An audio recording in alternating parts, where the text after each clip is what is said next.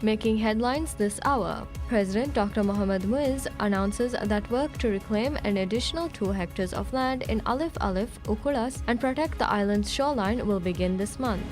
The government gazettes regulations governing the allocation of land for non-residential purposes under the Land Act, establishing the procedures to be followed when allocating such land. And Maldives Customs Service statistics show the government received $26.3 million in revenue from import and export duties in June.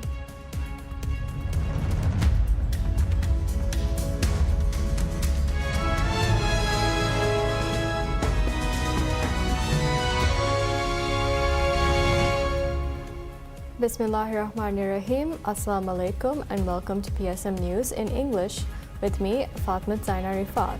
And now for the news in detail. President Dr. Mohammad Muiz says there will be no room for destructive ideologies if national interests are prioritized.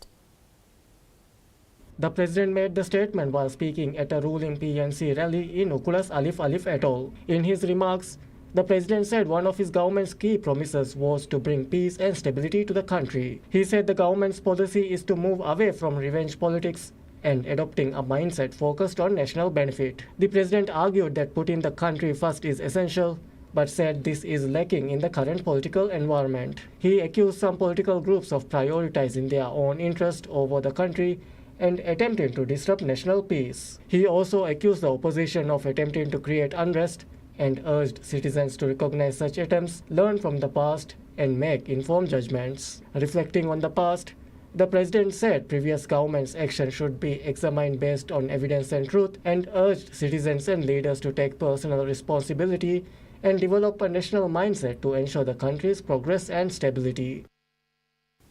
President Dr. Mohammad Muiz says the government aims to complete all promised development projects by the second quarter of 2028.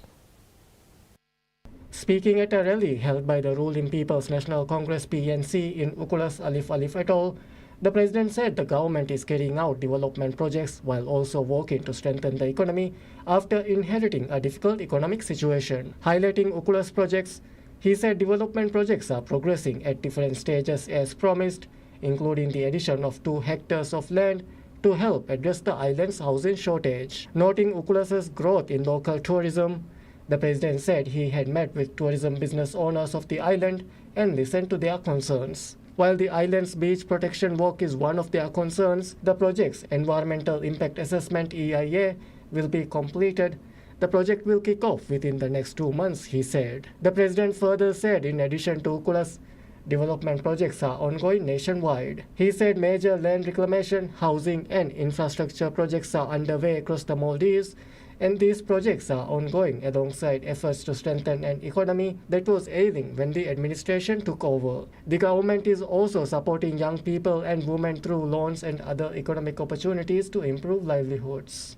President Muiz said development projects in the island include both general nationwide projects and projects promised specifically to individual islands as pledged during the presidential campaign. He assured that all projects will reach completion by the second quarter of 2028. According to statistics provided by the president in his Independence Day speech, 590 projects have been completed during the administration's 2 years and 8 months, with a total of 1,635 projects currently under implementation. By comparison, he said 285 projects were completed during the same period by the last MDP administration and 321 projects during the administration before that.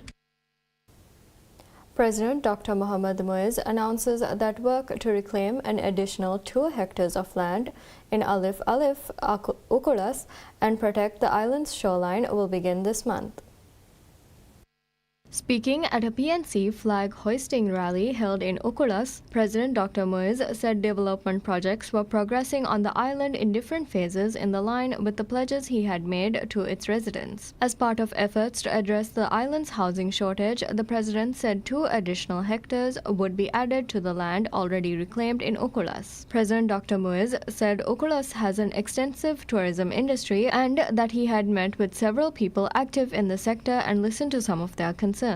Addressing one of those concerns, he said shoreline protection work would begin within the next 2 weeks once the environmental impact assessment for the project had been completed. The president said development work was progressing in Ukulas and other parts of the Maldives. He noted that several land reclamation and housing projects have been launched over the past 2.5 years. President Dr. Muiz said development was being carried forward alongside efforts to restore the economy, which had been in decline when the administration assumed office. During his visit to Ukulas, the president met members of the Island Council and the Women's Development Committee. At the meeting, the council requested the development of additional housing units to address the housing shortage, the reclamation of more land adjoining the island's existing reclaimed area, and the provision of water, sewage, and electricity services to the reclaimed land. The council also requested the development of roads in the area. Councillors also raised difficulties in allocating land required to expand the island's powerhouse. A total of 13 hectares of land was reclaimed in Ukulas in 2023. The original land area of Ukulas is 21 hectares, while the island has a population of more than 1,200. Ukulas has exhausted its available land and faces significant demand for housing. No residential plots have been allocated on the island for more than 25 years, and several families continue to require plots of their own. Land reclamation is among the projects most sought out by the people of Ukulas. The reclaimed land will be used to ensure its benefits reach as many residents as possible. While residential plots are to be allocated from the reclaimed area, the government has also commenced construction of 50 housing units in Ukulas.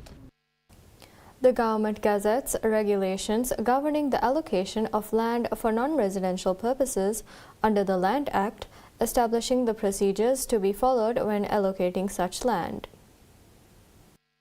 The regulations have been issued under the Land Act and set out the procedures applicable to land allocated or assigned by councils, ministries, and other state institutions for purposes other than residential use. The Ministry of Infrastructure, Housing, and Urban Development will be responsible for implementing the regulations. Among the objectives of the regulations are to establish procedures relating to the allocation of land, define the principles governing the land allocation, set out the process for issuing land registration documents, and specify rights relating to land. The regulations also define responsibilities of land recipients and the procedures for entering into agreements. Under the regulations, land will be allocated or assigned in accordance with the policies determined by the President under Article 3A of the Land Act, where the land falls within the jurisdiction of a local council and is owned by that council. The allocation or assignment will be carried out by the relevant council. All other land will be allocated or assigned by the ministry. The regulations state that the minimum lease rent for land, the minimum sale price of land, the maximum lease rent for land allocated for public services, and the value of land reserved for the government will be determined by a land valuation committee established by the President under Article 9 of the regulations. When determining land values, the committee will consider the location of the land within an island or city, the level of economic activity, and demand for land. The regulations provide a 9-member land evaluation committee representing relevant government institutions. The committee will include one representative from the ministry responsible for finance, 2 representatives from the ministry responsible for land administration, 1 representative each from the ministries responsible for economic affairs, fisheries, tourism, construction, and agriculture, and 1 representative from the local government authority. The chair of the Land Valuation Committee will be appointed by the President from among the committee's 9 members. The regulations also require the relevant council or ministry handling the transaction to maintain a register containing information on all land allocated or sold under the regulations. Land registers prepared before the regulations come into force will remain valid. However, all land registers must be updated within 6 months. The regulations also state that the responsibilities already delegated to local councils under the new framework will continue to be carried out by the respective councils. The Maldives Land Act was enacted in 2003. Maldives Customs Service statistics show that government received $26.3 million in revenue from import and export duties in June. This represents an increase compared with the $20.9 million collected in May. According to customs, goods worth $434.5 million were imported into the Maldives during June, up from $356.7 million in May. Oman was the largest source of imports in June, with goods valued at $103.8 million. India ranked second, supplying imports worth $97.4 million, while China was third with imports valued at $59.8 million. Food products accounted for the largest share of imports during the month, with goods worth $110.2 million brought into the country. Imports of fuel and household-related products totaled $116.7 million, while machinery and other equipment imports were valued at $63 million. On the export side, goods worth $9.9 million were exported from the Maldives in June. Thailand was the largest export destination, receiving Maldivian goods worth $6.2 million. According to customs statistics, the United Kingdom was the second largest export market, with exports valued at $1.5 million, followed by India, which imported goods worth $389,000 from the Maldives. Statistics released by Maldives Ports Limited (MPL) shows that 633 tons of cargo were exported from the Maldives through the sea-to-air cargo service last month, marking an increase compared with the previous month. According to the statistics released by the MPL, 633 tons of cargo were shipped out of the Maldives via the sea-to-air cargo service in July. This represents an 88% increase compared with the 335 tons exported through the same service in the previous month. During July, cargo was transported from the Maldives to 10 countries using 6 airlines. In terms of container volume, the shipments amounted to 131 TEUs. The 6 airlines that carried out sea-to-air cargo during the month were Emirates, Etihad Airways, Qatar Airways, Saudi, Swiss Air, and Turkish Airlines. July also marked the busiest month in the history of Vilana International Airport for transshipment cargo exports. During the month, total transshipment cargo exceeded 2,000 tons for the first time. Maldives Airports Company Limited (MACL) stated that this was the first time in the airport's history that more than 2,000 tons of cargo had been handled in a single month.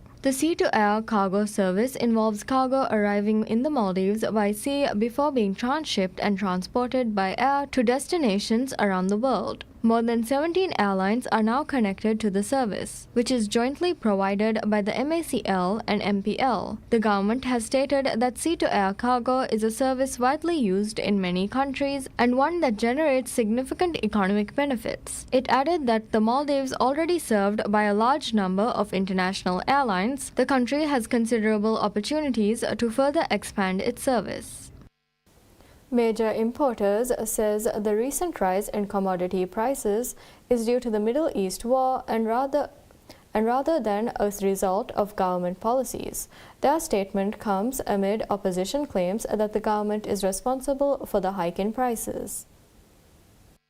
The war has disrupted shipping through the Strait of Hormuz, leading to higher oil prices and increased freight costs. This, in turn, has pushed up import prices and economic challenges. Minister of Economic Development, Transport and Trade, Mohammed Saeed, accused opposition politicians of spreading misinformation about the causes of rising prices and making conditions more difficult for businesses. He said the reasons for inflation include higher freight charges and the previous administration's money printing. While increasing foreign currency rates have also contributed to the rise in commodity prices are linked, the minister said the government is working with importers to keep the prices of designated basic commodities low. He added that previous governments had not taken similar measures. Businesses said shipping costs have increased sharply since the war and increased fuel prices, making imports significantly more expensive. According to Ahmed Nasir, the managing director of Lily Enterprises Private Limited, one of the Maldives' leading import businesses, 20-foot containers that used to cost $1,600 to ship now cost $2,750, and 40-foot containers that used to cost $4,000 has now doubled to $8,000.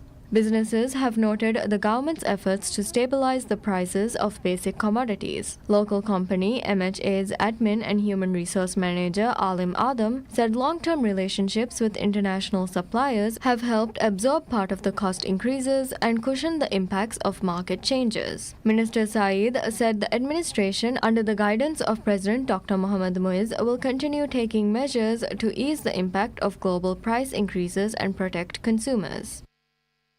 The Manhattan Grand Hotel in Hurumale opens for bookings for conferences, exhibitions, and other events starting next month. World Business Private Limited has been awarded the contract to build and operate the hotel. The hotel will be a 5-star property featuring 162 rooms, a banquet hall, multi-purpose and conference hall, and a swimming pool. The hotel will also have 4 international food and beverage brands, a gym, and a spa. According to the hotel's chief operations officer, it aims to provide a venue for large-scale conferences, exhibitions, and events for government institutions, state-owned companies, corporations, and international organizers. The hotel is expected to be completed by mid-August and will be linked to a new terminal of Velana International Airport. A total of 12 airlines are expected to sign agreements with the hotel. Under the agreement with the Housing Development Corporation, HDC, the corporation will receive $11 million in property value and $933,852 as annual rent. The state will receive $2.5 million in annual taxes. World Business Private Limited has also been awarded a long-term contract under its Corporate Social Responsibility Initiative to manage the electricity, water, and maintenance services for $7 million Youth Center, Media Village, Medical College, and Heritage College. Ooredoo's financial statements shows the company recorded a net profit of $11.15 million in the second quarter of this year, representing a 3.9% decline from the preceding quarter. Newly released corporate financial disclosures revealed the net profit of $11.15 million registered specifically for the second quarter of 2026 also reflects a year-over-year contraction from the $11.61 million earned during the corresponding period last year. Total revenue for the quarter slipped to $34.76 million, down from the $35.47 million generated in the opening quarter of this year. Company records established earnings before taxes followed a similar downward trajectory, falling to $13.16 million from the $13.62 million recorded in the previous period. The organization's core operational framework generates revenue from 2 primary business segments, comprising mobile services alongside a division for fixed-line, broadband, internet, and enterprise businesses. Mobile services generated $24.64 million during the second quarter, marking a decline from the $25.55 million brought in during the first quarter. Despite the contraction in mobile revenue, the fixed broadband business demonstrated steady and notable positive momentum. Fixed broadband services brought in $10.05 million in the second quarter, representing a 2% increase over the $9.86 million recorded in the first quarter.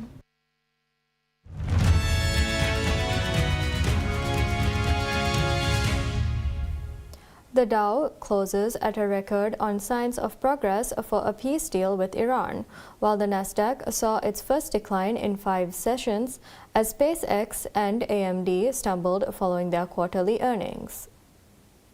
A proposed deal between Iran and Oman would give Tehran control over ships entering the Gulf through the Strait of Hormuz, a senior Iranian source and 2 regional officials told Reuters in one of the biggest concessions yet to Iran. This week, we've seen a rally in technology names. We've seen very good earnings coming out of a lot of companies, even outside of the technology sector. And I think that that's really caused the market as a whole to have good positive momentum.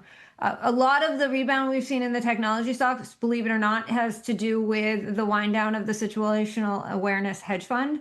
Stocks railed to start the week, with Dow and S&P 500 closing at records on Tuesday, as oil prices and U.S. Treasury yields dropped on hopes peace talks could lead to a deal, easing inflation pressures and lowering expectations for a rate hike from the Federal Reserve. The S&P 500 lost 12.97 points, or 0.17%, to end at 7,723.55 points, while Nasdaq Composite lost 221.55 points, or 0.83%, to 26,363.44. The Dow Jones Industrial Average rose 263.24 points, or 0.49%, to 54,349.12.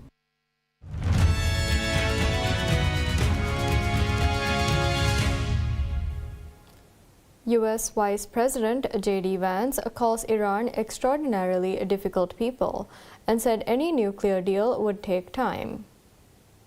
Speaking to Fox News, Vance acknowledged American frustration with the top-start nature of diplomatic progress, but said Iran's fractured system includes both those wanting peace and crazy radicals who want the war to continue. I can certainly understand the American people are maybe looking at this and they say, well, it seems like we're making progress and then it seems like we're not. Well, the reality, Laura, is that number one, the Iranians are extraordinarily difficult people.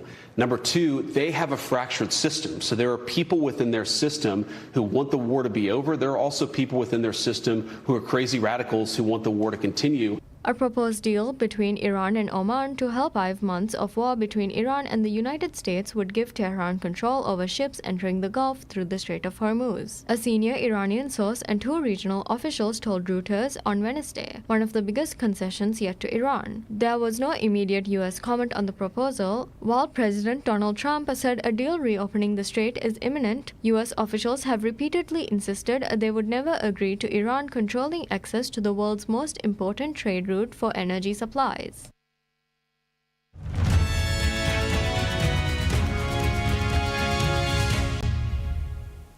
Antoine Griezmann and Tyrese Spicer scores in either half to earn Orlando City a 2-1 home win over Monterrey in the League's Cup.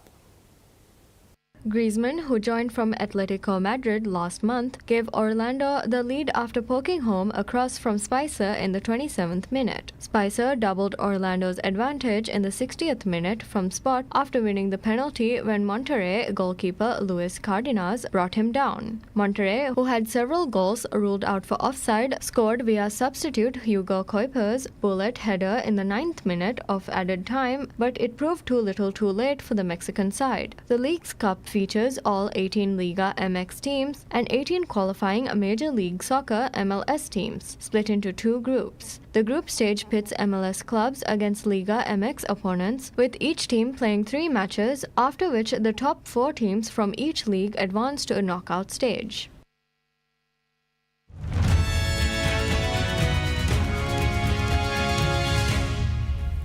Archaeologists and conservation experts resumes works to preserve Libya's Roman heritage at Villa Selene and the ancient city of Leptis Magna after years of interruption.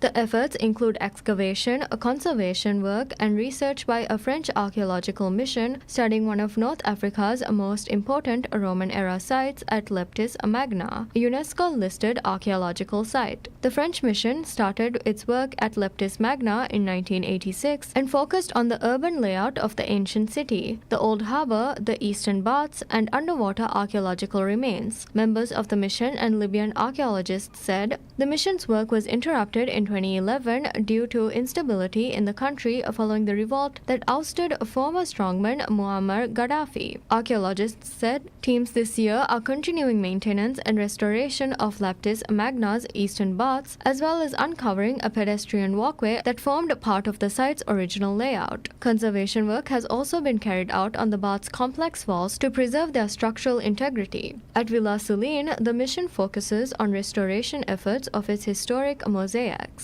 Leptis Magna site remains open to the public while Villa Selene is closed until renovation work is finished. And that's all the news we have for you today. Thank you for watching PSM News.